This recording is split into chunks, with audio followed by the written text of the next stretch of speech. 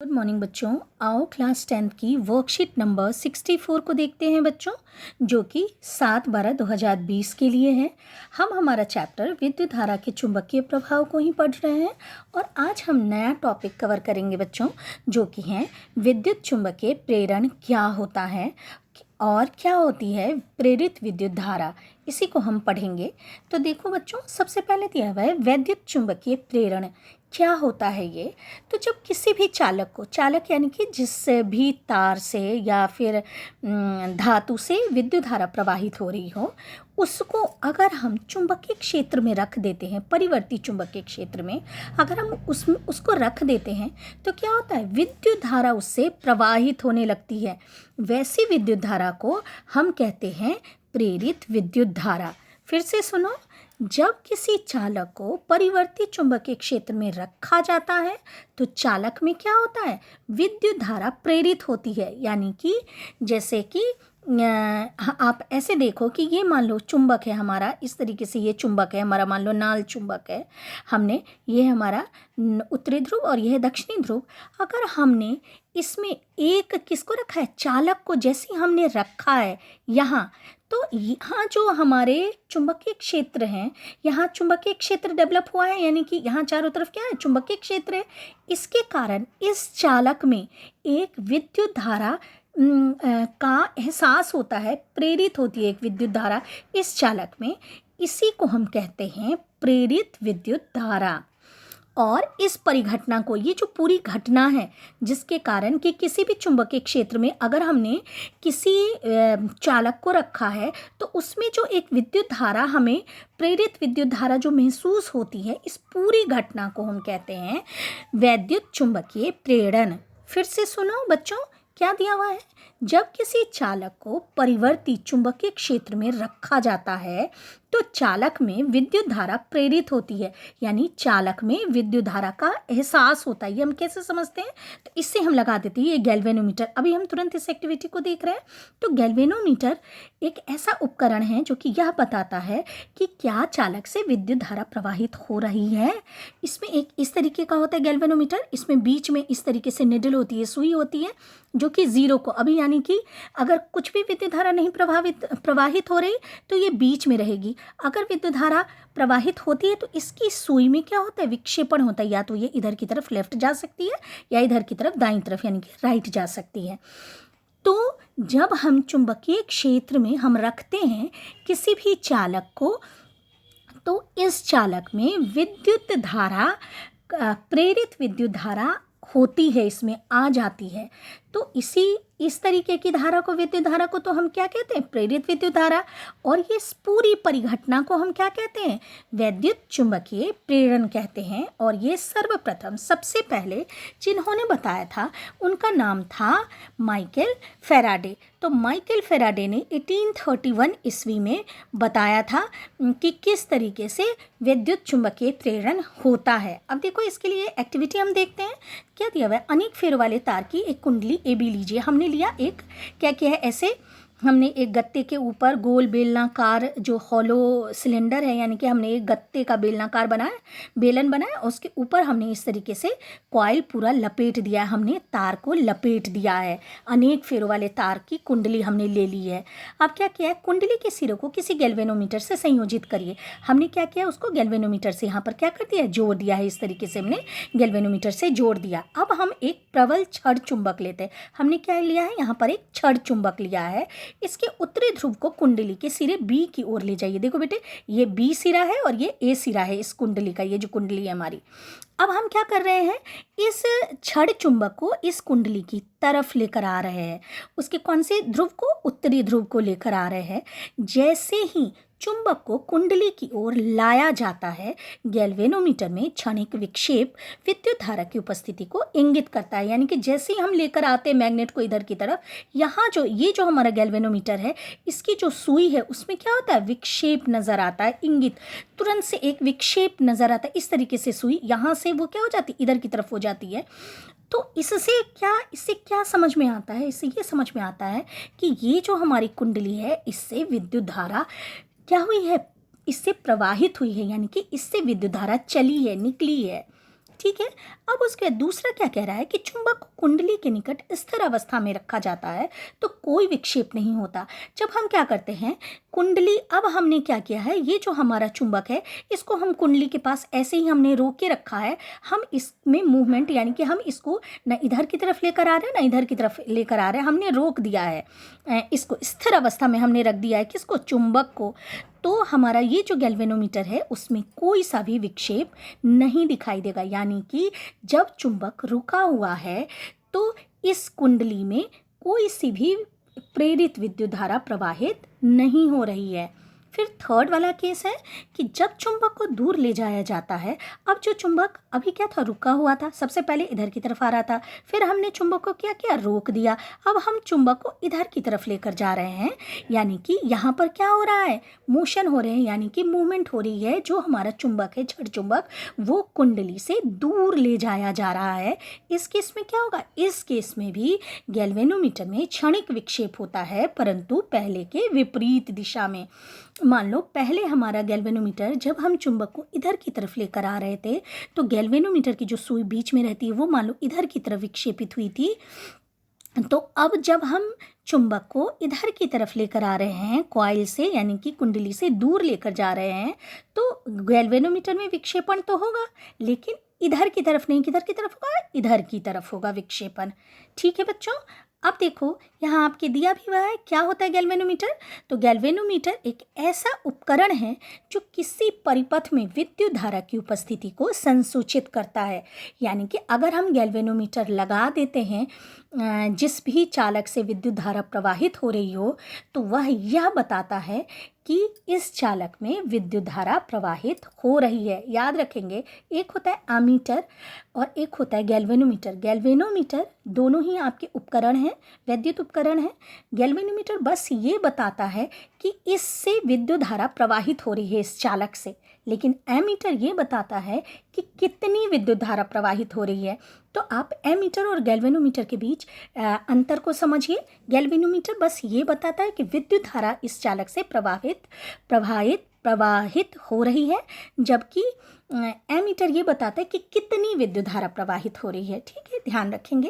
अब यहाँ दिया हुआ है कि यदि इसमें प्रवाहित विद्युत धारा शून्य है, यानी ज़ीरो है, तो इसका जो संकेतक होता है, जो निडल होता है इसका, वो क्या होता है, वो निडल जो है वो शून्य पर रहता है, यानी कि बीच में रहेगा, ज़ीरो पर रहेगा। ये देखो, ये आपका गैल्वेनोमीटर बना हुआ है, अभी शून्य पर है, तो यहाँ पे ये जो निडल है वो क्या है, बीच में है। अब यह अपने शून्य चिन्ह के या तो बाईं ओर या दाईं ओर विक्षेपित हो सकता है। यह विक्षेप विद्युत धारा की दिशा पर निर्भर करता है। अब है कि ये सुई या तो बाईं ओर हो सकती है या दाईं ओर हो सकती है। ये निर्भर करता है कि किधर की विद्युत धारा की दिशा कैसी है, उस पर यह निर्भर करता है कि जो गैल्वेनोमीटर की सुई है वो किधर की तरफ विक्षेपित होगी, बाईं तरफ होगी या दाहिनी तरफ होगी। ठीक है, एक और क्रियाकलाप हम देखते हैं बेटा।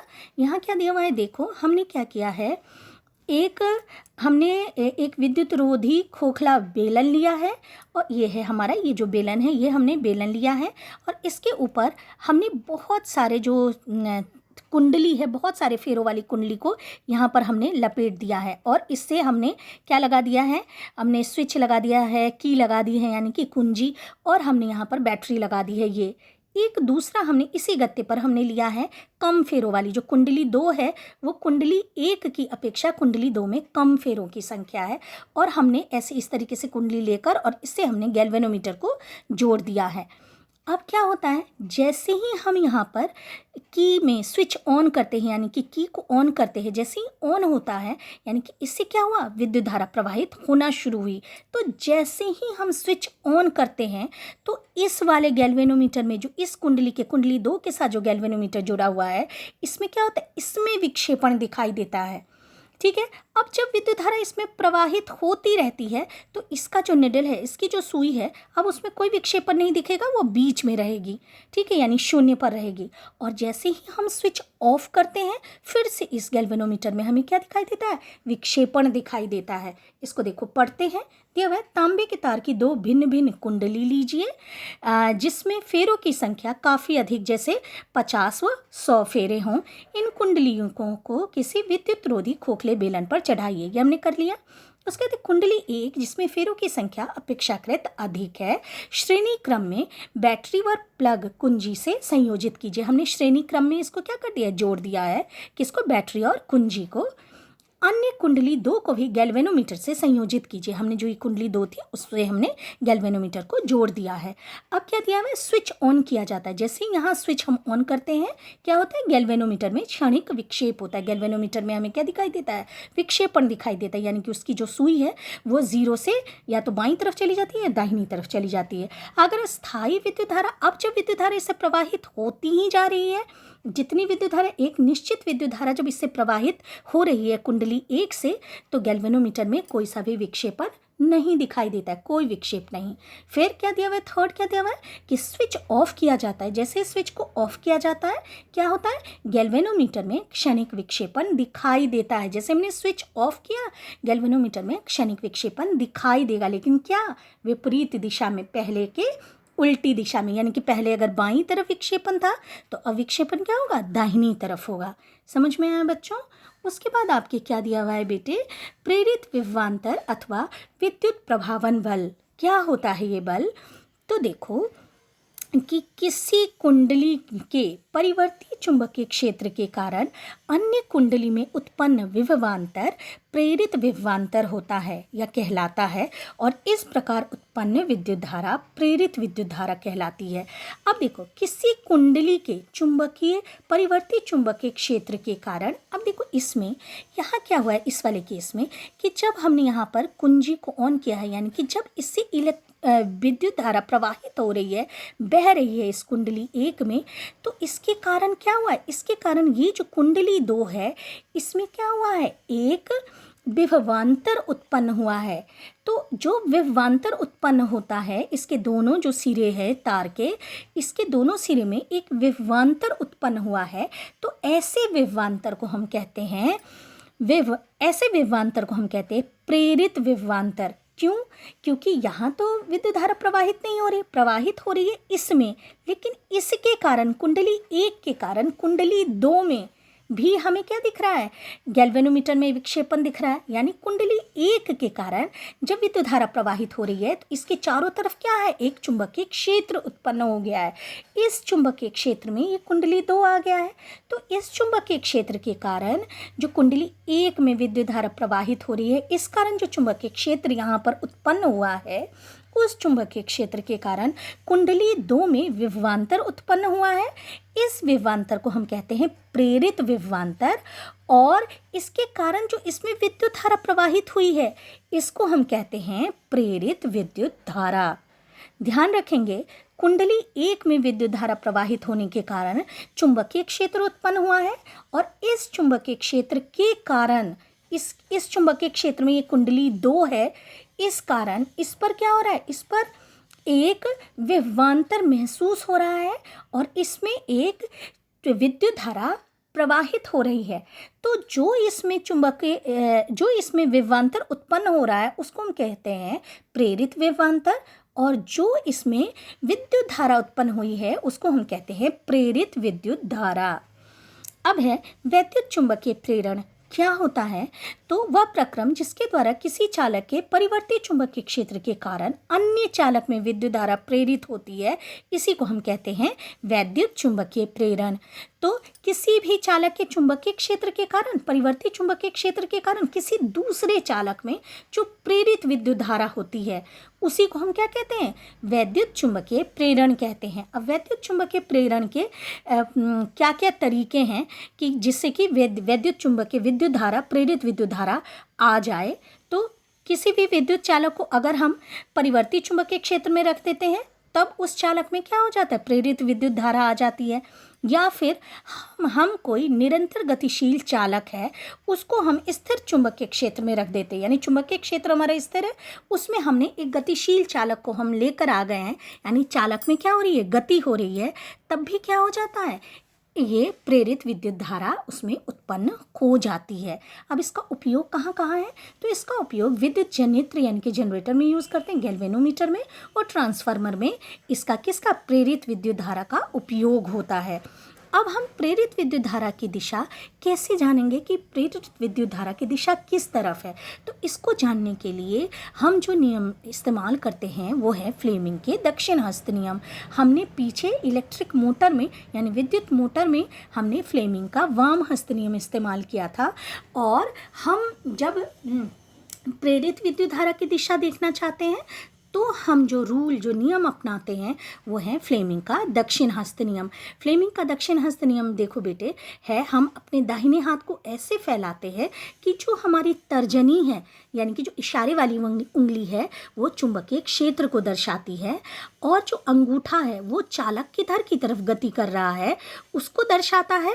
तो ये जो बीच वाली उंगली है यानी कि मध्यमा, ये दिखाता है कि इसमें किधर की तरफ प्रेरित विद्युत धारा प्रवाहित हो रही है। यानी कि ये क्या है, अगर हमने इस तरीके से हमारा हाथ बनाया है बेटे, तो हमारा क्या है, इस तरीके से अगर हमारा हाथ है, ये है हमारा हाथ, तो ये किसको दर्शाता है कि हमारा जो चालक है वो किधर की तरफ गति कर रहा है। अंगूठा, ये जो हमारी तर्जनी है वो दर्शाती है किसको, चुंबकीय क्षेत्र रेखाओं को, यानी कि चुंबकीय क्षेत्र रेखाओं की दिशा किधर की तरफ है, चुंबकीय क्षेत्र की दिशा किधर की तरफ है। और ये जो मध्यमा है बीच वाली उंगली वो दर्शाती है कि प्रेरित विद्युत धारा किधर किस दिशा में लग रही है। ठीक है, तो देखो यही चीज़ बेटे यहाँ दी भी हुई है कि यदि तर्जनी चुंबकीय क्षेत्र की दिशा संकेत करती है, वह अंगूठा चालक की गति की दिशा की ओर संकेत करता है, तो मध्यमा चालक में प्रेरित विद्युत धारा की दिशा को दर्शाती है। यही है हमारा क्या, फ्लेमिंग का दक्षिण हस्त नियम, जो कि हम हमेशा ही इस्तेमाल करते हैं तब जब हम प्रेरित विद्युत धारा की दिशा को देखना चाहते हैं। ठीक है, इस तरीके से आपकी वर्कशीट खत्म होती है बच्चों।